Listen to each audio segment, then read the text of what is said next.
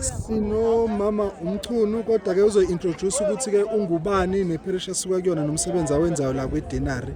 Ungaintroduce mama. Mina ngumama uEmily Mchunu Richmond Mission St Joseph Richmond. Umsebenzi engikwenzayo ke njengodinary coordinator. Ngihlanganisa bonke o-coordinator sibahlanganise nabo emishini yase-Aikopo Parish sokwenza izifundo inyanga zibe ntathu njalo ngenyanga siya kuze kube kathathu.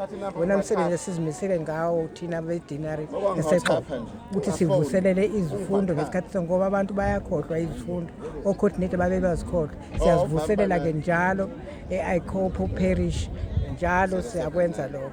Okay, mhlawumbe njengoba namhlanje ke kade kuzoxhawula umbishop okuyinye ama processes before bangene ebandleni ngokuphelele ngephasika. Mhlawumbe imessage ongayisho kubakhethwa bakwiDenari yaseXhobo and also ke kubakhathekisi baseXhobo nje mhlawumbe umnyalezo ongabashiya nawo ezisiqhubeka nezinhlelo kulonyaka.